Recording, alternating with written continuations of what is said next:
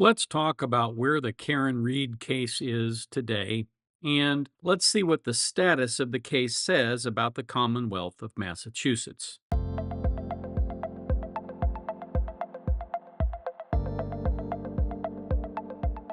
Hi, Tony DeWitt here. I'm a Missouri appellate attorney, retired, and I bring you a fresh perspective on the law without offering any legal advice. So pull up a chair. This is what we're discussing today. The first legal job that I had in private sector, I worked for a law firm in Overland Park, Kansas, and the senior partner there had a rule that if someone told a lawyer joke in your presence, you were absolutely forbidden to laugh at it or smile or anything like that. You were basically supposed to look at them with a scolding face and say, "That's not funny," which was really hard to do when you were laughing because I like a good joke. And frankly, the reason lawyer jokes are funny is because lawyers sometimes are jokes. They just are. But he had this belief. And when I asked him about it, what he said was, you need to realize that when you're out there, you're representing the firm, and whatever you do or whatever you say comes back on this firm, and people will judge this firm by virtue of what you say and do. Well, that part of what he said was true. The part about not laughing at lawyer jokes just made you look like an imbecile. To make a long story short, the purpose of this video is to point out that the actions of the Commonwealth in this matter and the actions of the witnesses in this matter reflect back on the Commonwealth of Massachusetts. And the reflection that we're getting, I don't think if I was a resident or a citizen of Massachusetts, that I would want people to think that about my state. So, the first thing I want to talk about is using the trooper's supervisor to explain the investigation. Michael Proctor did the investigation. He was friends with the Alberts. He never did any serious investigation of the Alberts. Within minutes of being involved, he came to the conclusion that Karen Reed was responsible. Never attempted to investigate anybody outside Karen Reed for this crime. And he essentially locked on sort of like a heat seeking missile, and he refused to recognize the confirmation bias that had resulted in that investigation. He simply was not thinking beyond what he wanted to think. There are people who can be easily manipulated, and I suspect Proctor was easily manipulated here by his friends. We didn't have anything to do with this, but we think we know who you can pin it on. That is not an invitation to do a good, open, serious investigation.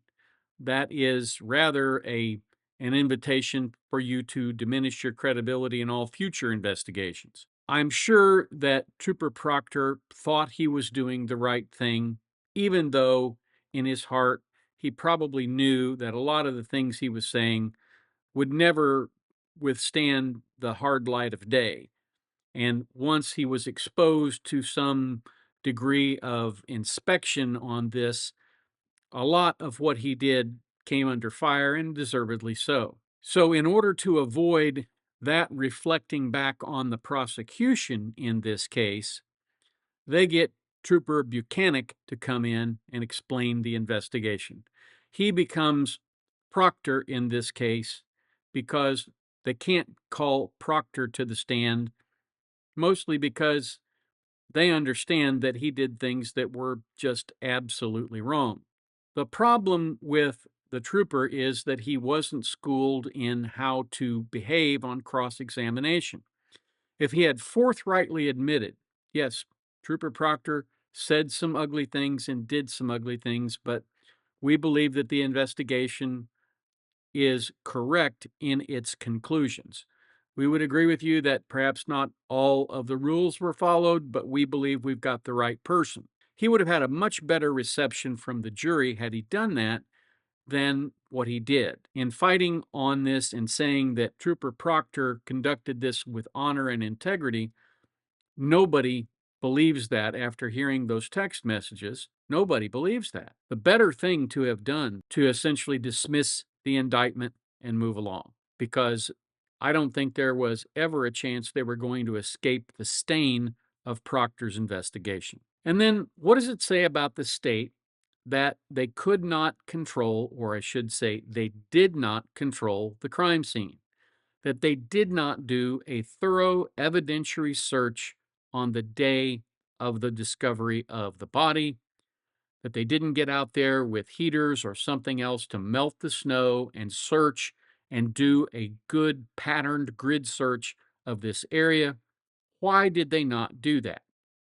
Well, there are two potential explanations, neither of which casts the Commonwealth in a very good light. The first explanation is laziness.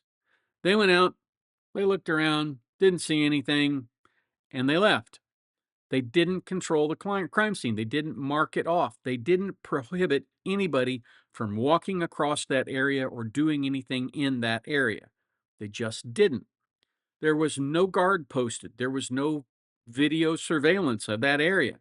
There is no way to know who walked through that crime scene and what they might have done there. And so, in that regard, the evidence that they did collect had no chain of custody. It might have been there from the time that the accident occurred, and then again, it might not. In fact, it might have been planted there, and that was the defense's contention. And that's a contention that's very difficult to pull off in most cases. It almost never works. But here, they've used this evidence in spite of the way that it was collected, in spite of the fact that they did not have any tether to how that evidence got there and any explanation for where it was found. It was never photographed where it was recovered. You don't have any information about that. And that, again, reflects back on the Commonwealth using this as essentially as a remedy for not doing a good investigation. Again, reflects desperation. And you have to wonder about that desperation. Why would they want to convict someone who didn't have anything to do with this unless they're protecting someone else? Fact of the matter is, these folks rushed to judgment and they never looked back. They never made any attempt to seriously investigate anybody who was at the Hillside Bar, anybody who was at the Waterfall Bar, or anybody who was at the after party at the Alberts house. No attempt at all at any time to look into any of those people. Why is that?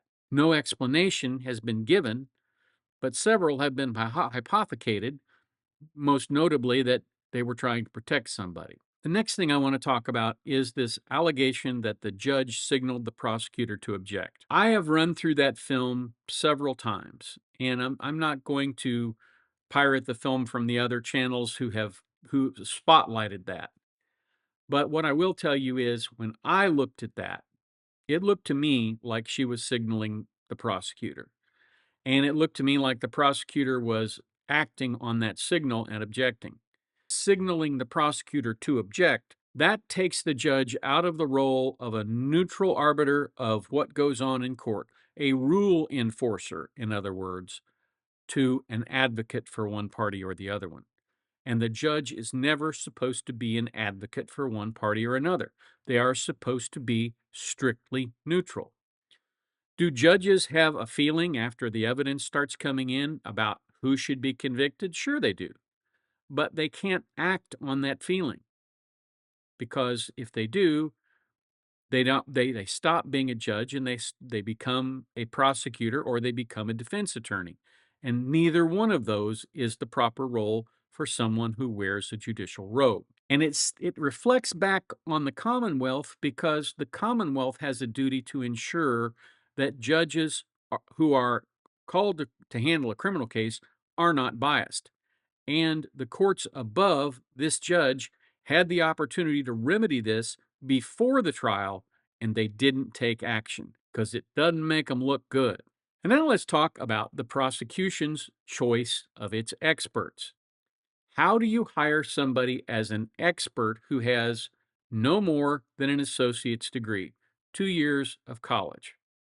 Now, if we were talking about mechanical things, how to fix a muffler, that kind of thing, that's perfectly qualified with an associate's degree. But when you're talking about scientific and technical investigation, which is what Burgess was doing, he was doing scientific and technical investigation. So technical, in fact, that he couldn't put the Lexus infotainment system back together again. When you hire an expert like that, you need to have somebody at a minimum with a bachelor's degree and significant work experience, and far better to have somebody with a master's in information technology, maybe even in automotive engineering and information technology. You want to have somebody with good qualifications. And as I pointed out in the video the other day, MIT is right there. Harvard is right there. There are numerous places that the prosecution could have gone for experts. They may actually have gone there and looked for experts and couldn't get one to see things their way. So they go to Hertz Rent Expert, Aperture, and they hire somebody with no more than an associate's degree. Now, you can't tell me that somebody on the prosecution didn't say, hey, Mr. Brennan, do you see where it says that he has been pursuing his bachelor's degree, that he doesn't have one yet? Somebody pointed that out. And Brennan said, he'll be fine, because arrogance in some cases is its own worst enemy. Then he was left to defend this guy by essentially asking, well, why didn't you get your degree for 17 years? And of course, the answer was, well, I didn't get my degree for 17 years because life got in the way. So what? If you want to get your degree, there are numerous ways to get it. The University of Phoenix is one. There are all kinds of universities that advertise online about their essentially distance level learning. The university that I went to get my bachelor's degree was Ottawa University from Ottawa, Kansas.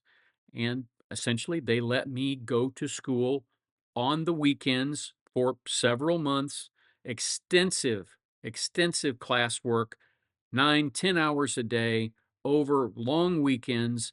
And eventually, I got my bachelor's degree. There is no reason you can't get a bachelor's degree if you work at it. The idea that the family and the work got in the way, that's an excuse.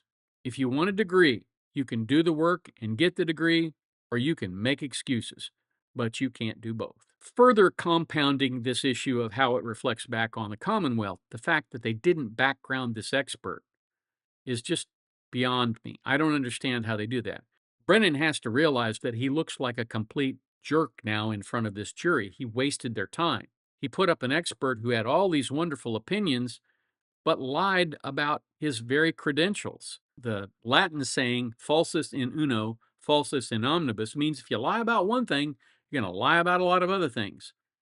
The idea that he just spontaneously generated this additional report is really called into question given the fact that he has this habit of dishonesty. And the idea that Brennan would defend this academic dishonesty, put the stamp of approval of the Commonwealth of Massachusetts on resumes and CVs that are blatantly dishonest, is, I think, the worst reflection out of all of this. The state brought in a lawyer who defended the mob to defend the cops. How in the world does somebody not see a problem with this?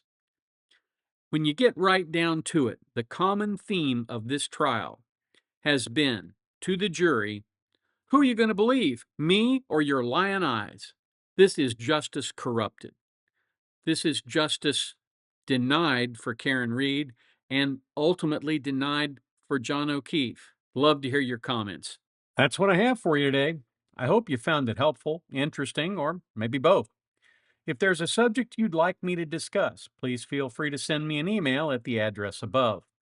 If you like what we do, please feel free to subscribe and come on back to the beach tomorrow. I release videos every weekday, weather and work permitting. If you have the opportunity today, do a kindness for your fellow man. It makes the world a better place, one kind act at a time.